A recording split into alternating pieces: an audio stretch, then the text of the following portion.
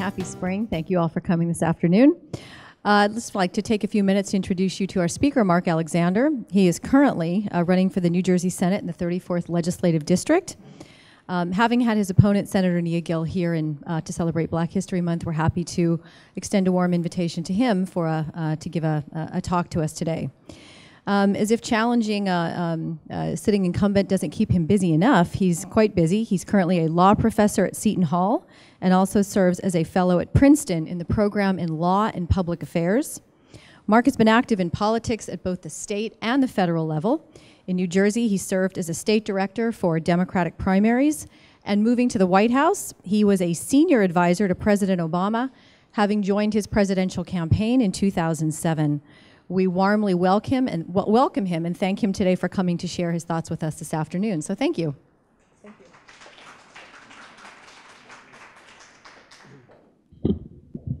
Thank you, Krista, and thanks everyone who's come here today.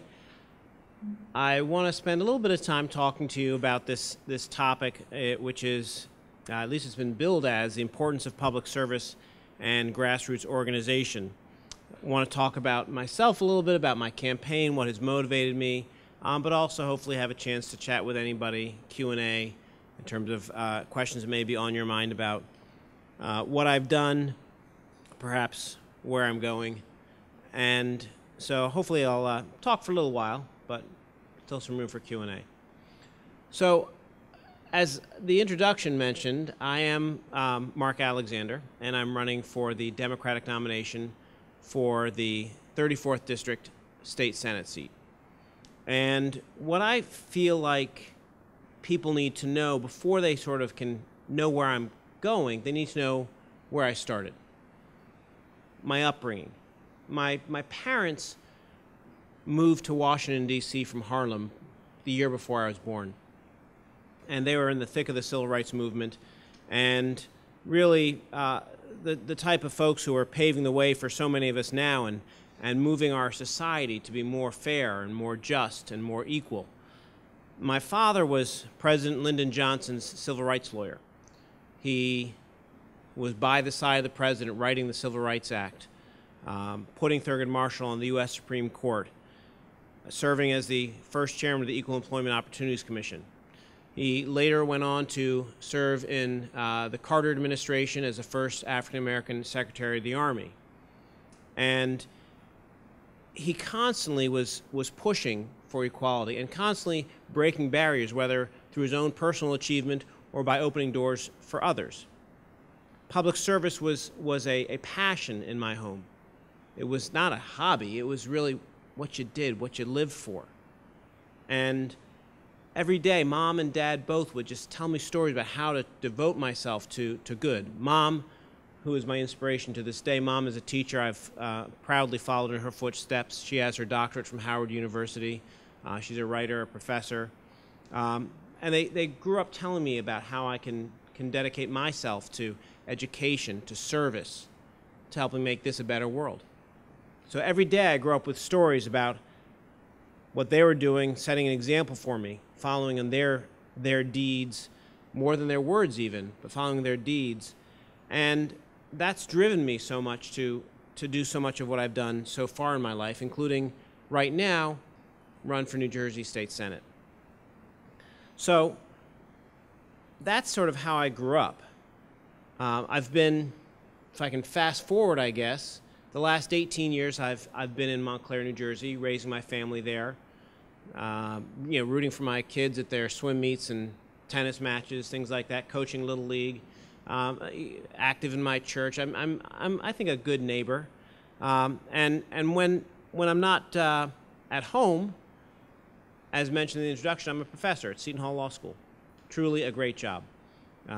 Those who are in the room who are faculty members know that being a faculty member is it's a phenomenal job. I get to spend my days talking about the law, teaching about the law, thinking about the law. I truly, truly love that job.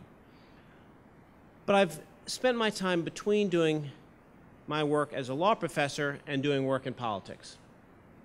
So my career, I've gone through before law school and during my time taking leaves to go work on political campaigns, to work in government. And so I've worked for people like Bill Bradley. Actually, I was Bill Bradley's intern when I was in college. And then worked, ultimately, the sort of twist of fate is that 15 years later, he asked me to be the policy director for his presidential campaign. So, start out just as the college intern kid and stick around for a while, and you see what happens. But I've worked for Bill Bradley. I actually was very proud that he endorsed me just this past week. I was very proud to get his endorsement. He has been a friend, a mentor, and a good boss, too. I've also worked for Ted Kennedy. I was the policy director for his re-election campaign, actually, in 1988.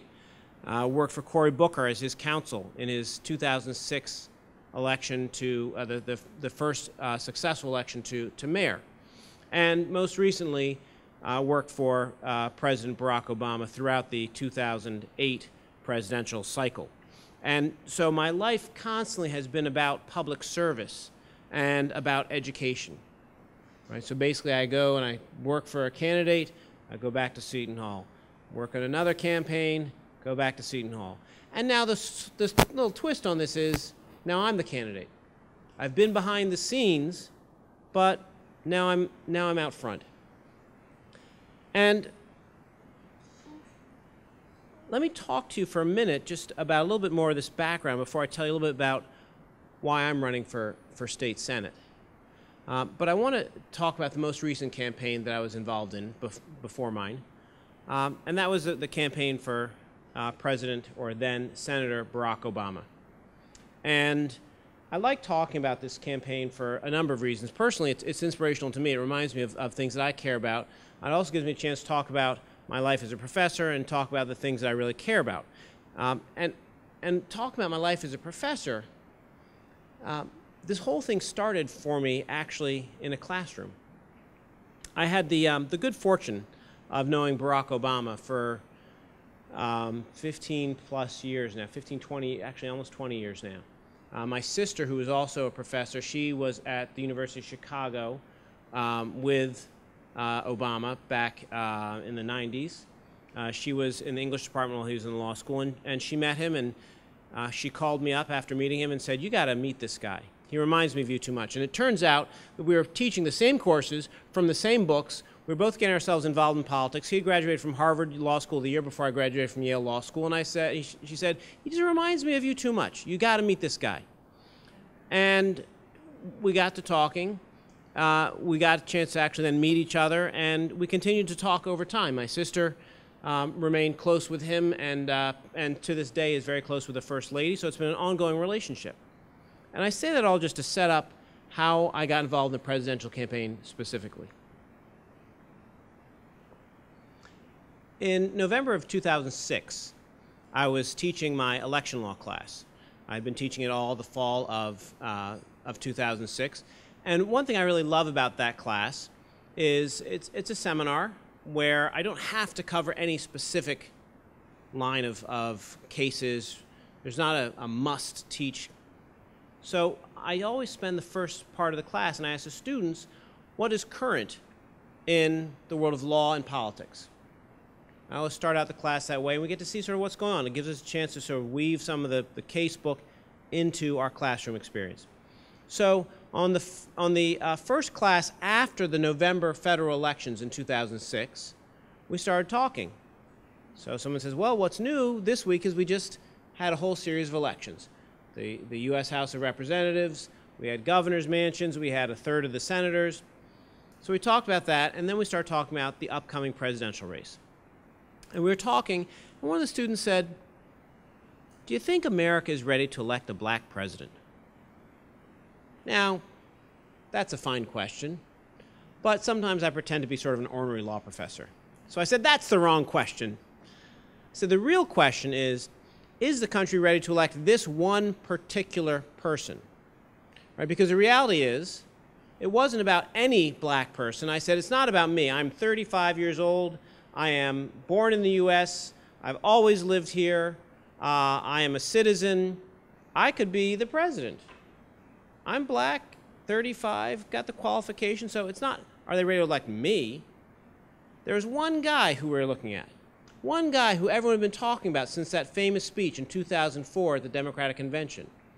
So I said, the question is this country ready to elect Barack Obama to be the president? And then I said, and let me tell you, from having been Bill Bradley's policy director, running a presidential campaign, I have a good idea of what it takes.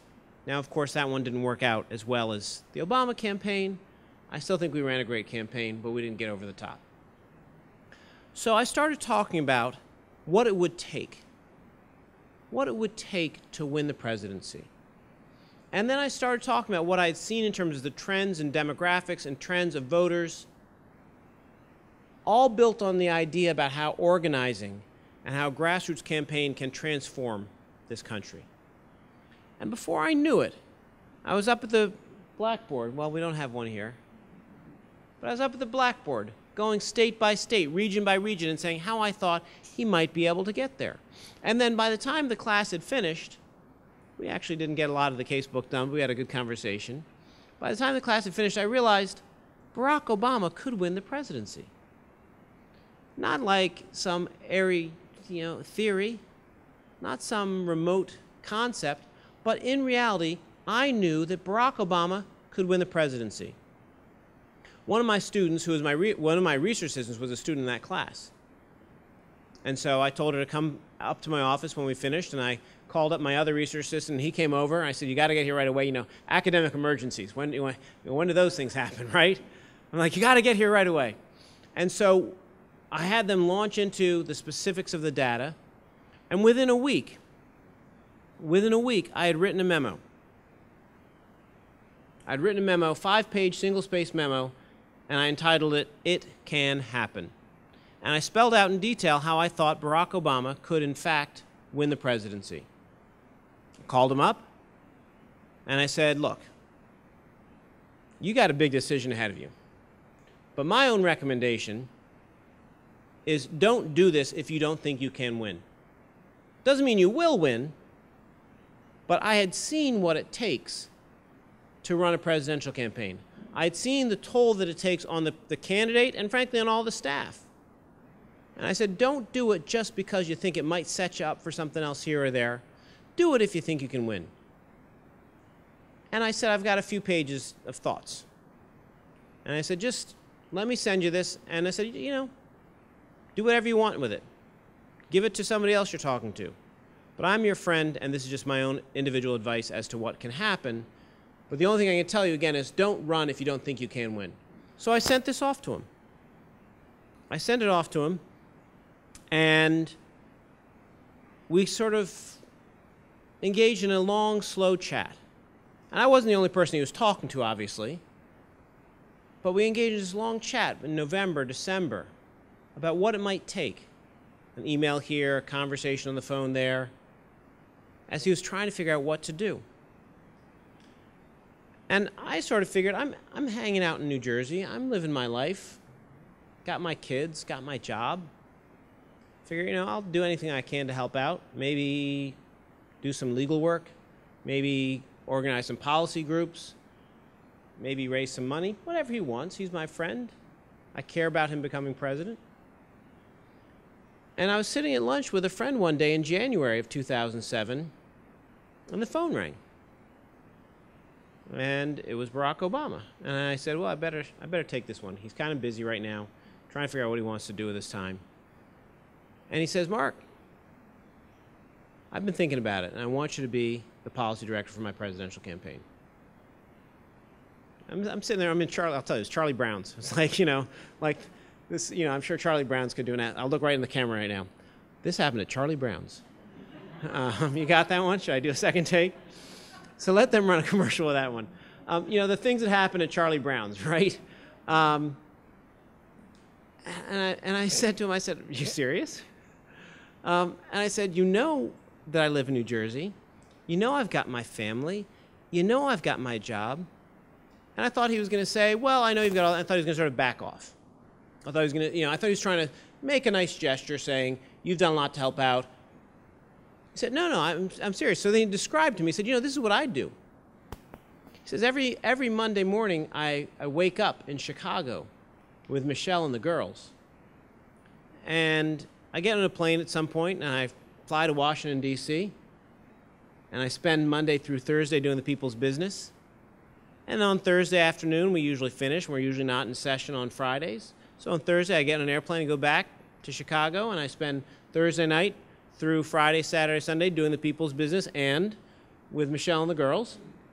And you can do the same thing from New Jersey. Then I knew he was serious, because he'd figured out the logistics of my commute to Washington, D.C. and to Chicago. Now, I don't know if it'll happen to any of you, but my unsolicited advice is if you ever have a friend who's seriously running for president and your friend asks you to help run the campaign, say yes. There's no question about that one. Say yes, if this is a serious opportunity. And so I went to Washington thinking he still might change his mind, and thinking maybe he had called up, somebody else and said, well, this is somebody who's probably not going to do it, and I was going to have to jump through some hoops. But he says, come to Washington. So I went down to Washington, and I met with David Plouffe. I guess people know David Plouffe, the current, I guess he's a chief of staff now, but the campaign manager, and Pete Rouse, who was his chief of staff at the time, and now he's counsel to the president. And we sat around and talked about how to make this happen. And before I knew it, I was, like he said, waking up on Monday morning, commuting down to Washington, D.C., or commuting to Chicago, coming back on Thursday night, doing the work of the campaign back home in New Jersey remotely, but doing it from Washington and Chicago during the course of the weeks. And so we sat around week after week, and I would sit down with people who have become the leaders in the administration. And we were planning out the policy. We sat around, actually, my parents, as I mentioned, grew up in Washington, D.C. We would sometimes go to my parents' house on Capitol Hill for private getaways. I was just talking with a gentleman named Greg Craig, who was the president's White House counsel.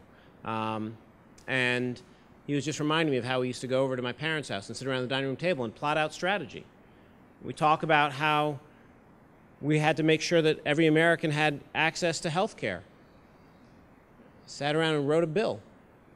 Now, of course, it's not the exact same bill we wrote in 2007. It goes through the congressional process, the amendments and all that, but these are the plans, building a blueprint for how Barack Obama would govern as president. And so that campaign, to me, I felt like, certainly, of course, it was a huge achievement that my friend became president. I felt like we had achieved a lot for the country. And so I saw what my friend did. I mean, he is the President of the United States, but still, he is a friend. And he was a law professor, and he was a state senator once upon a time. And having done that campaign, I started thinking to myself, I've spent a lot of time doing what I've done behind the scenes, but I knew that I could take some more steps. I knew I could take some more steps to put myself out front, to be that candidate in the front, not just to be the behind-the-scenes guy. And so that led me, after the campaign, I returned to Seton Hall Law, which is a great institutional home. It's just such a fantastic law school. I really love it. I guess, since we don't have a law school here, I can say, Seton Hall's got the best law school in the state without offending somebody on the campus who can say that their law school on the campus is better. Although if you want to start one, could always talk about that. But I returned back to Seton Hall, and it was good, frankly, to be back after giving the better part of 2 years to making this happen. And I kept thinking about how I could serve. And that's part of the reason why I started by telling you about my parents, telling you about how I grew up. Because in order to understand why I'm running, I think you have to know at least a little bit about how I got started, like I said. A little bit about me. I mean, I could tell you lots of stories, but just this passion for public service does not go away. It's in me. It's who I am. Like I said before, it's not a hobby. It's a passion for public service. And so I'm driven by this passion that I learned at my parents' dining room table. The same passion that led me, as I mentioned before, to work for people like Bill Bradley, Ted Kennedy, and of course our president, Barack Obama. And it has guided me to this place where I am today. And what I know through all of this is that what I have to do, and what I feel like I have done throughout my time on these various campaigns, as a professor, just as an individual in the community, is I've always tried to stand up for what I believe in. And I can't do anything else but stand up for what I believe in. And I can't, right now, as I look at what's happening, I can't sit idly by when I look at what I see in our state. I can't sit idly by while I feel like Trenton is failing us on too many fronts. And Governor Christie is pushing our state farther and farther to the right. I think we can do better. I can't sit idly by as I see people who want to work who cannot find work. And I think we can do better. I can't sit idly by when I see families and seniors pushed out of their homes because of rising property taxes, year after year going up. I know we can do better. I know that here in New Jersey we can, and frankly we must, do better. And I look at what's happening and I say, we can't send the same people to Trenton year after year and expect different results. I think that's just foolish. And I know my opponent has been in Trenton for 20 years, and I feel like she doesn't have the energy or leadership we need to make the change happen that we need. We deserve better than we are getting right now. The time for change is now. Because we can't afford 4 more years talking about inequality in public schools. We need our public schools to be more equal now. I think we can't afford 4 more years of reading about the need to increase the minimum wage. I think we need to increase the minimum wage now. We can't afford 4 more years of reading about the need for gun control. We need gun control now. We can't afford 4 more years of reading about whether we're going to have same-sex marriage in this state. We need same-sex marriage now. I'm running because what I know is I can make a difference. I can make a difference for my children, for everybody's children, for the next generations. And I can once again make New Jersey be part of a movement, right? New Jersey can once again be part of a movement for more progressive ideals and policies. That's what I see that we can have in this state. And I know I can be part of that. That's why I'm running for state senate, because I feel like I can make that kind of difference. And the way I'm going to do it is sort of the back half of the title of this speech. The way I'm going to do it is through a grassroots campaign, the same kind of campaign we built for President Obama. Right? The idea is empowering ordinary folks. So the government belongs to the people, not just the politically connected. We know that New Jersey politics is dominated by backroom deals and political bosses. But the reality is the government belongs to the people. Right? I know that the powers that be line up and make their decisions about where things should go, who should get this decision, who should get that. And I'm challenging that status quo by taking it straight to the people. I'm asking everybody I see for their support.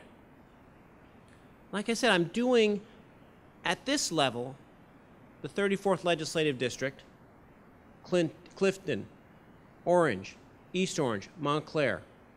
The 34th Legislative District, I am putting the same principles at work where we're asking people to take charge of what their campaign is about, what their government is about. Right? What I'm doing is I'm saying to people, can you just take a little ownership of this? What do you want? Every day, as a result, I'm out talking to people. I'm not relying on a big machine. I'm building an operation that touches all the people. So since the beginning of the year, I've been at train stations on those cold winter mornings. In case you didn't realize it, we had a really cold winter. And I'll tell you, it was really cold at 6:30 in the morning in particular. But you know what? When I'm out there and it's snowing and it's 10 degrees outside, people feel good. because they're like, somebody cares about this. When I go to supermarkets on Saturdays to greet voters, people say, this is a good thing. Somebody out there cares about us. When I go door to door, talk to people about what their concerns are, and they tell me about their worries about their kids and their education or their property tax bills, or whatever those issues happen to be, I say, you know, this is a good thing that's happening, and people feel it. They are encouraged. They are energized. We are getting the energy back that we deserve. We are getting the energy back that will ultimately result in the government being more responsive to the people. Because I don't know any other way to campaign. You take your case to the people. So I'm out there every day. I've got teams of canvassers who go out every day with me too, 15, 20 at a time, 4-hour shifts, knocking on doors, one after another after another.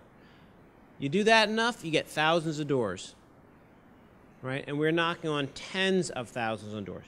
You get a group of people one day, get to 500, 1,000, 2,000, 5,000, 10,000, right? We're knocking on the doors of all the folks who are the regular voters. We get out there and we knock on all their doors. We see them at the train stations. We see them at the supermarkets. We see them in front of the Starbucks every single day, because I believe that the power belongs to the people. It's a radical concept that the power belongs to the people. We can take this back, and not to get too much like an old con law professor, but we can take it back to the framers, right? We can take it back to moments throughout our history where we have seen this basic idea that somehow the government belongs to the people. We've had a struggle. Those who say it really is about the elites and the masses who want something to happen, right? A constitution which looked at people and said some folks could be 3/5 of a person, but at the same time, a Boston Tea Party where the people took control and said, we're going to change things. You know, we can see things like the Civil Rights Act, like I talked about, where we as a people are writing a new bill to create a new chapter. Right? We see constant struggles back and forth, but I believe that the government belongs to the people. And I'm going to do everything I can to return the government to the people as much as possible. So every day I ask people to join me.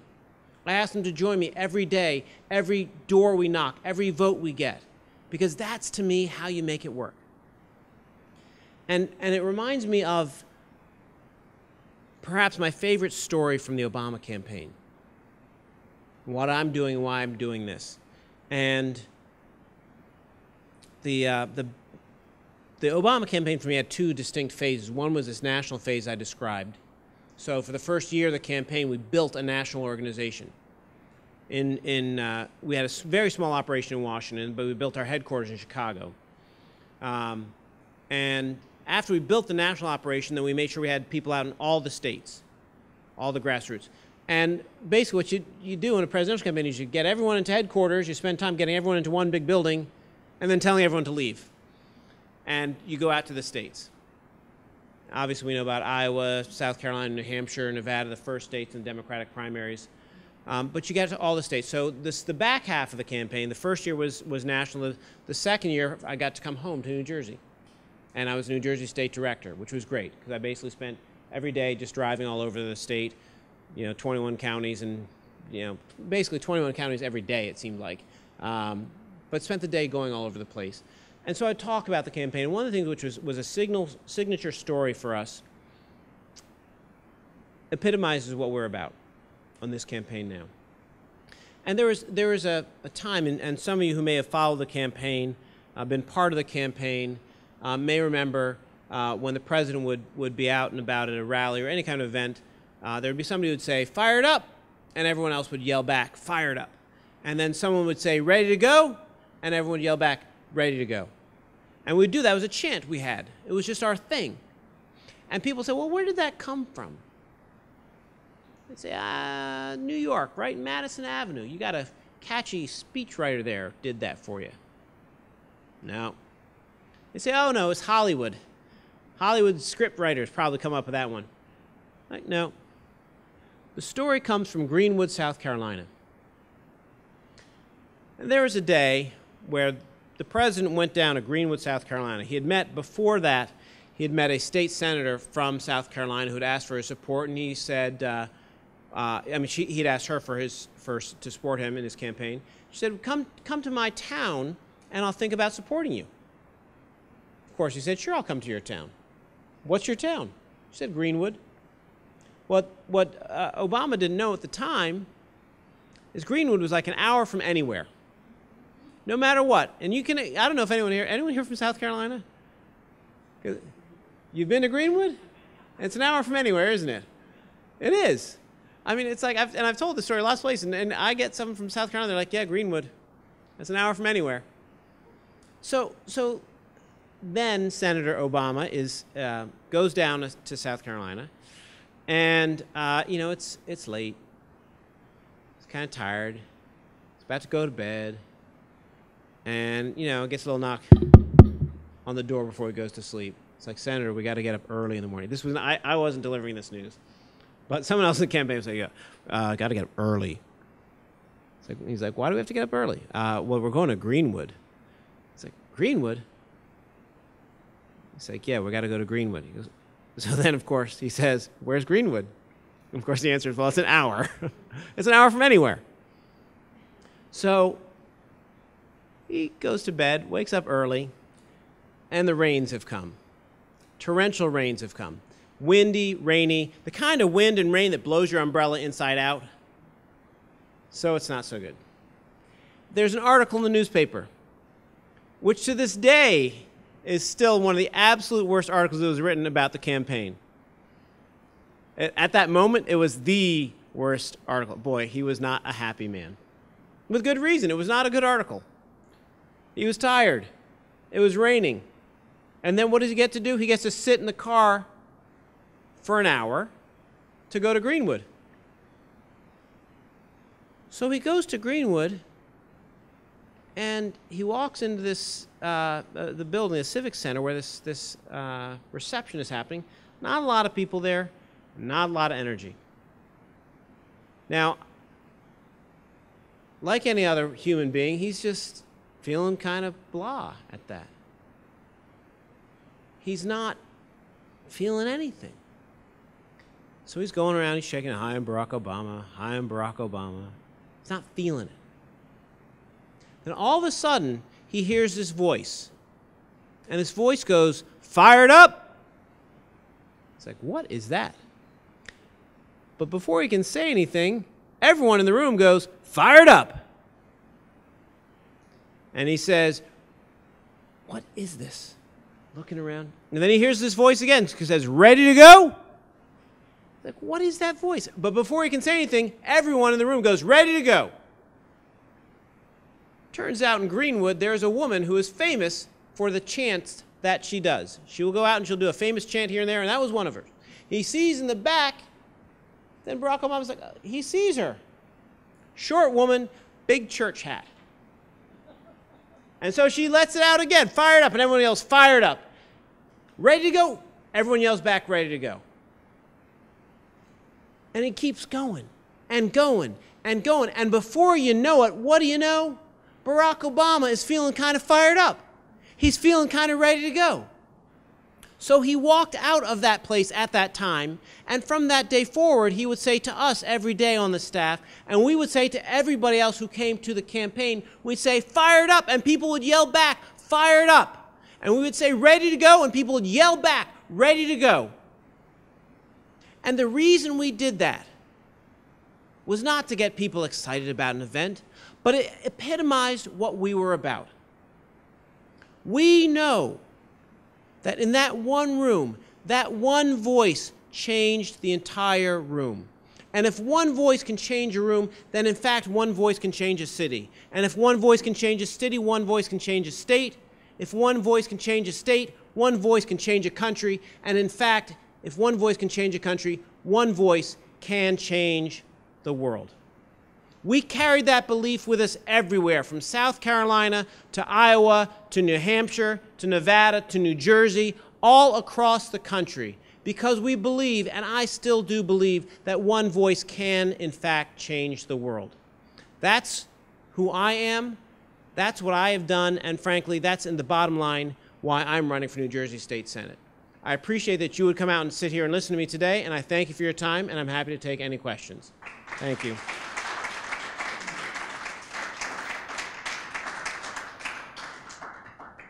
Mr. Alexander, thank you for your presentation. Thank you. We're now going to open the floor for questions and answers. If you have a question, please raise your hand and I'll approach you with the microphone. We'll take the first question back here. Senator Alexander. Sorry, that was premature. Yeah, Sorry. Just Professor Alexander. my friends call me Mark, but you can call me Professor. Sorry. You said a nice one, Peter. I hear what you're saying. One voice and the voice of the people, too. But as a constitutional law professor, I wonder if you don't see the voice of the people as a two-edged sword. Because, and it's not just about enthusiasm, it's about majority preferences. And the court, which you're all about, is an institution typically which is all about not just protecting the minority in the room, but also limiting the majority, right? So that same majority, that voice in the room, that voice of the people will desire marriage to be defined, for example, more narrowly than other people want to define it. So I'm asking you to speak. Those same people will affirm drone strikes all around the world. They'll support undeclared wars, surveillance of all kinds, torture of suspected terrorists. The list goes on. So you want to speak to the two-edged sword? That question could perhaps be slightly more open-ended. But it's great. I'd say a couple of answers to that. One is, you're right. You know, it's sort of a question of how the will of the people is developed, designed, and brought to bear on everyday government. And the reality is that why I teach constitutional law, and what I love about teaching constitutional law is I believe that the courts can be the ultimate protector of individual rights. The courts can stand up when it's not popular. So we take examples like Brown v. Board of Education. It was not the popular thing yet in 1954, certainly not in the southern states where, primarily in the southern states where the cases were brought, but in other states as well. But it was not the popular thing for the black kids to go to school with the white kids. But the U.S. Supreme Court said, you know what? Our Constitution demands this. This concept of separate but equal is not equal. It is unconstitutional, and that is something we do not tolerate as a nation. So that the Constitution is a protector of us as individuals. And the Supreme Court can ultimately be the voice of the Constitution standing up. The Constitution is, in a sense, all that the Supreme Court has. Right? They're not elected and re-elected, right? But what they have is they've got the Constitution. And going back 200 years to Marbury v. Madison, they established the power to declare things that are unconstitutional to be null and void. So they have this power, and for 200 plus years we've accepted that the court is the protector of individual rights, and the court is the final word in the Constitution. And I think that is fantastic. But I think what is also a challenge is that always in law there's a question of how you define the problem. Right? As I look at it, it is treating people unequally to say they can't get married because they're of the same gender. Right? I am fortunate that I am married to a woman who loves me very much. That I asked her, and for some reason she said yes. I'm very fortunate. But the reality is, the way I grew up, everybody should have that opportunity. I was born before it was legal for people of different races to marry each other. My wife is white. I'm black. It would have been illegal for us to be married in so many states when I was born. The Supreme Court said that's not right. The challenge here is to define appropriately what the issue is and to make all of the justices understand that this is a matter of equality when we talk about same-sex marriage as one example. But I think that the problem is sometimes As much as I would like the Supreme Court to agree with everything I say, they don't. And we sometimes put our rights in the hands of the court, and sometimes I think they get it wrong. Right? And sometimes I think the majority speaks in a way that I don't agree with. But ultimately, I stand by our system. And that's why I'm getting involved, because I want to make it a better system. I'm always moved by the preamble of the Constitution, where it talks about to form a more perfect union. And what moves me about that is the words don't say to form a perfect union, to form a utopia. It's a more perfect union. Our country is imperfect, but we are constantly striving to be more perfect every day. And I believe that with my involvement, if I can inspire more people to get involved, then we can become a more perfect union. And every day we can get a little bit better. But absolutely, Peter, you're right. We are constantly on a double-edged sword, where we make progress one day and we step backwards other days. We'll take the next question over here. My question has to do with accountability and transparency in campaign financing. Sure. There was some progress made in that, but we've gone way back with these super PACs. One of the great joys of the last campaign was all the money that was spent unsuccessfully. But could you please talk about campaign financing? Sure. My particular field within law and politics as a professor is campaign finance. I've written articles, book chapters, Supreme Court briefs, and I'm a firm believer that we need to find a way to limit the power of money in politics. And I think there are a lot of ways we can do that. This is one of those places where, perhaps to the first question, I think the U.S. Supreme Court has it wrong. One of my joys I like to talk about in my life as a law professor is, as I mentioned, I did participate in a Supreme Court case, and I've been cited by the U.S. Supreme Court. And that's, it's kind of fun. I feel kind of good about that. But what I have to disclose fully is that it was a dissent.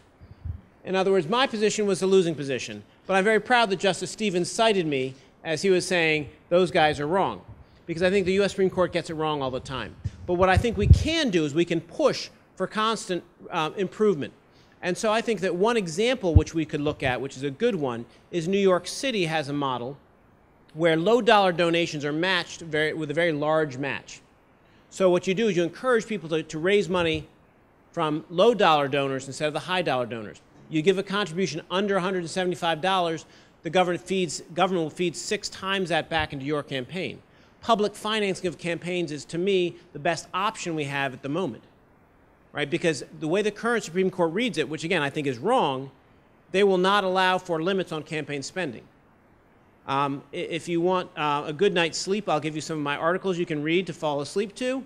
Or if you really love the law, maybe it'll keep you up and you'll be excited about it and you'll call me in the middle of the night and want to talk about it. But I've a lot of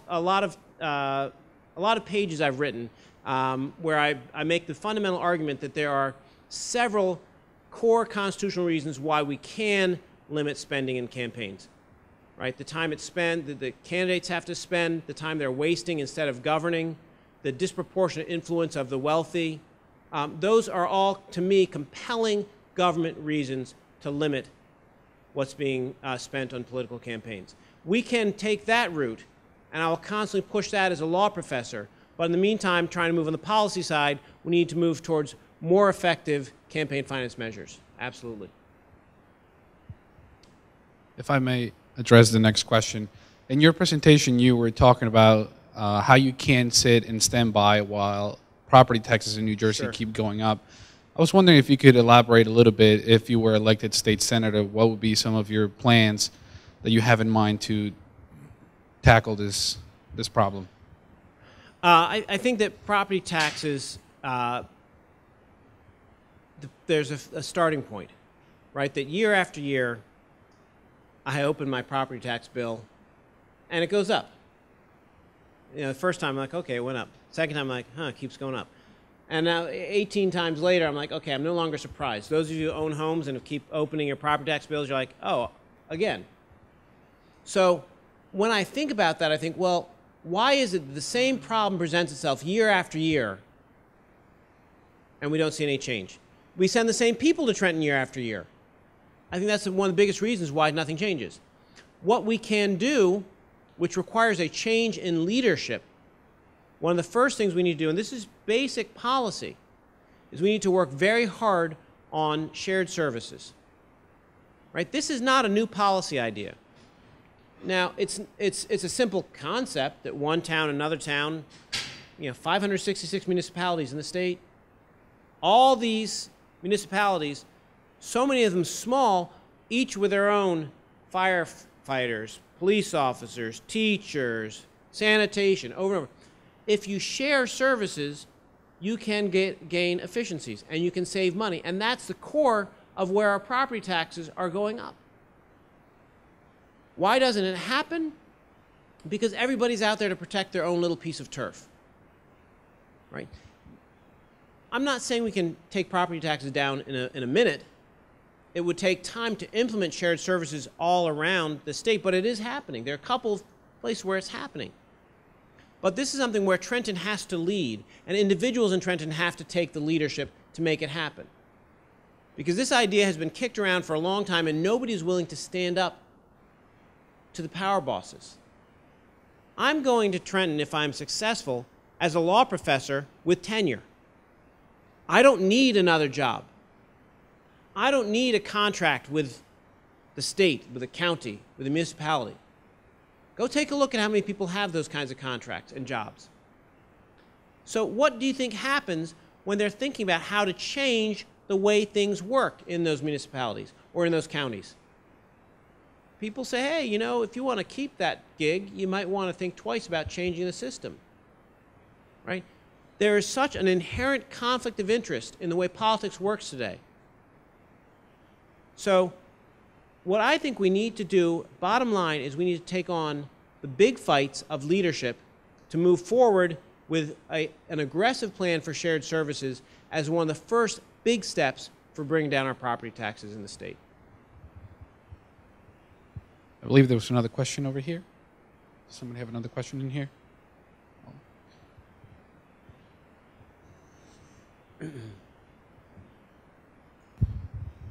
Thanks. My name is Daniel Palmer. I'm a senior political science major here. You talked a lot about the techniques employed by the Obama campaign, such as grassroots foundations and low-level donations, which at the time were very innovative. Now, do you think those trends are here to last, or were they just part of a political phenom of the Obama administration? Yeah, I think we are in a point. I think that's a great question. I guess maybe I don't know if you're doing like a senior thesis or something. It would be a fun thing to write about. I see there's something which I refer to as the political pivot. We are turning. Our politics has turned so that we are engaging in much more grassroots campaign activity now than in a long time, and I think there are long-lasting effects. So some of those techniques that we used in the Obama campaign are continuing. And I think you see those kinds of effects in things like the Tea Party success, right? Different politically, completely different perspective from President Obama, but still people who are apparently disorganized but coming together without necessarily. Now, there's sometimes with some folks in Tea Party, there's some big money that's raining down on that, but also there's a lot of grassroots movement involved there. You talk about low-dollar donations. In 2008, we ran a model that revolutionized the way low-dollar donors were involved. But the reality is, in 2012, it went to a whole nother place. Right? So there are techniques involved now which I think are fundamentally changing things because we are now turning to the grassroots more than ever. And that will have an impact as we go forward. Absolutely will. There's no doubt, and that ties in with the previous question, that money is a huge force in politics. But still, what I think people realize is that if you run a campaign like an organizer and you start with the grassroots, you can actually achieve success. And the kind of campaign we ran, it was not the type of campaign that had been run on the national level before. You had individual successes here and there, cities, counties, a couple of states actually here and there, but at a national level, absolutely not. So people are now taking those lessons, implementing them, and I think it is, again, there's this political pivot where we have changed, where people realize we actually can make a difference from the grassroots up. over here. Hello. Hello. So should you become a senator, you're likely going to be dealing with Governor Christie again. And so given the fact that we're in, a blue state and he has such high approval ratings, not only from our numbers but from others, I'm just wondering how you kind of explain the Christie phenomenon in the Democratic state of New Jersey. How do I explain the Christie phenomenon? Wow. Maybe Peter Woolley could explain that by asking, I don't know, what do your polls tell you? How do we explain this? I guess I would say a few things.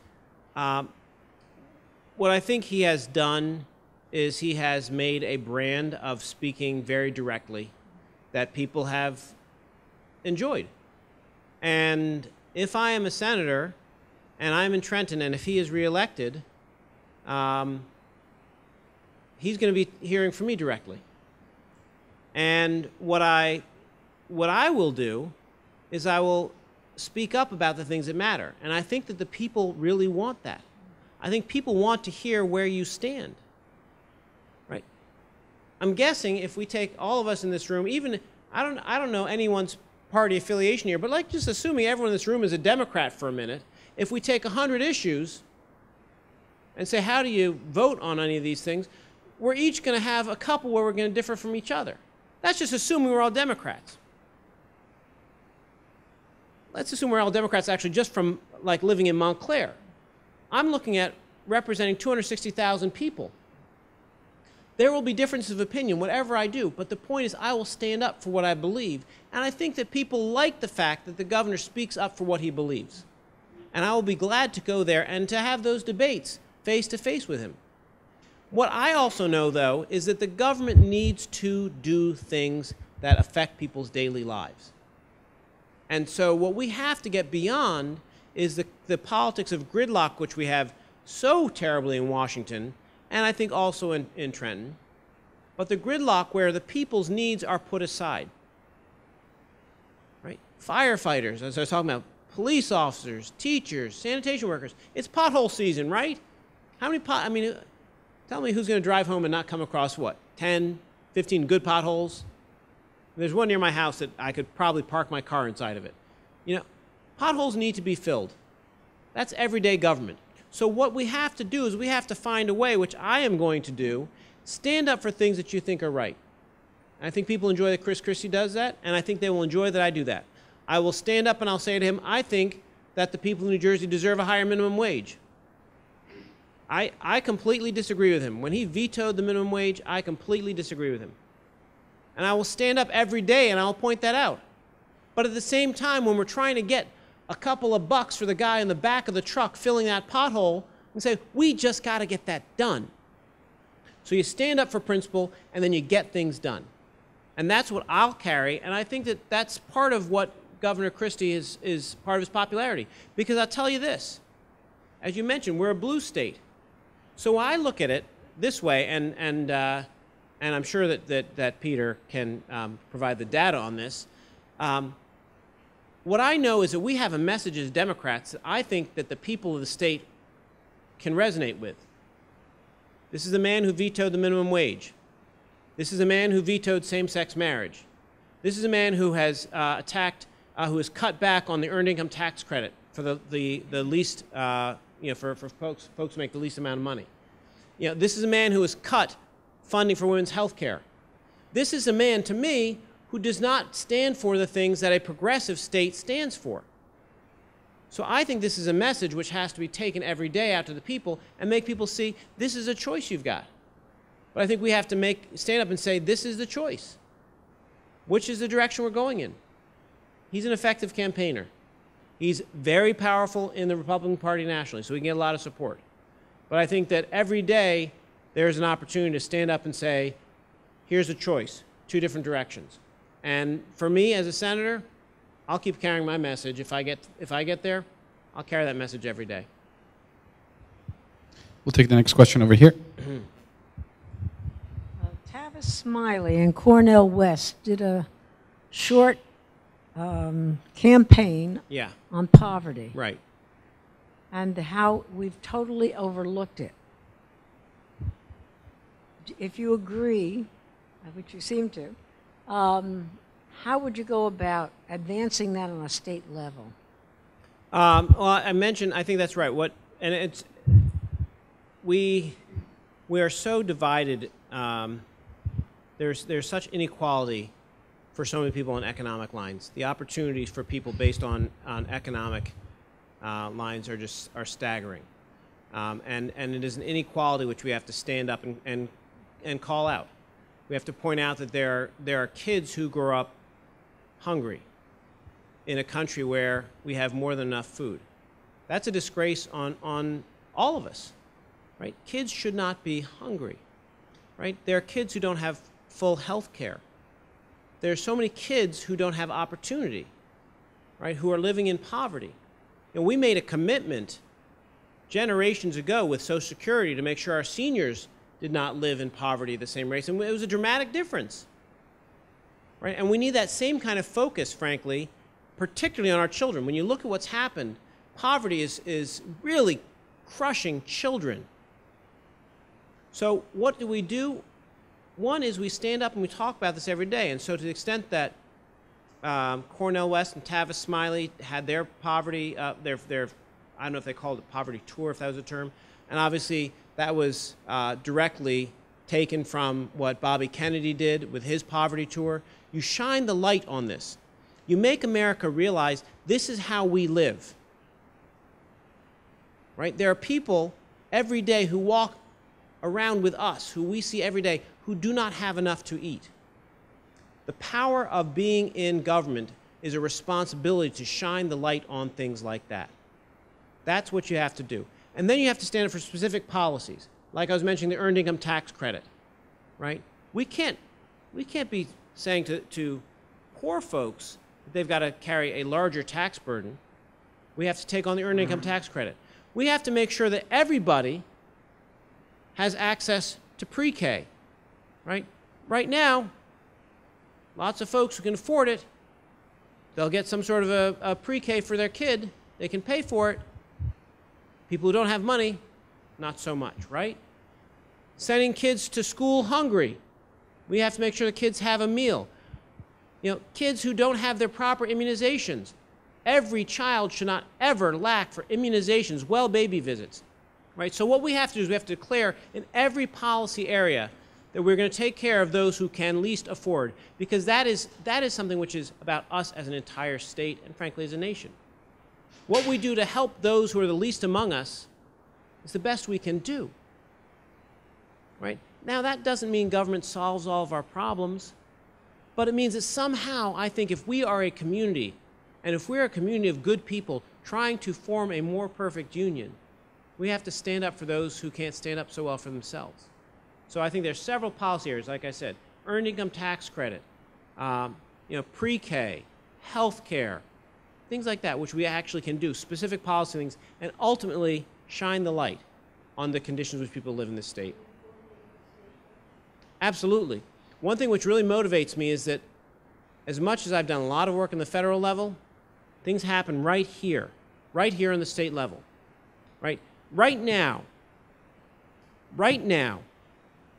Chris Christie believes, for some reason, that somebody making $7.25 an hour should not get a raise to $8.50 an hour. He says that's too much to require people to get paid. In New Jersey, $8.50 an hour. Do the math on that one. 40 hours a week, $17,000 a year. Right? That's too much, he says. Right now, $7.25 takes you to about $14,500 a year. I think that's just wrong. That we would expect that that should be the minimum wage in our state. Absolutely wrong. Right? And a state senator can in fact do something about that.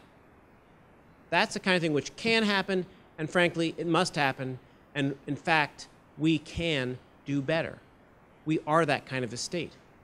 I know we are, and that's why I'm running. Quick question for you. You cited property taxes as a key issue, and you also were talking about voter participation and, Sure. and the will of the people. When I opened up my property tax bill, over 60% of it, now almost 65, is school tax. It's growing as a Right. slice of the pie, and as that pie continues to grow.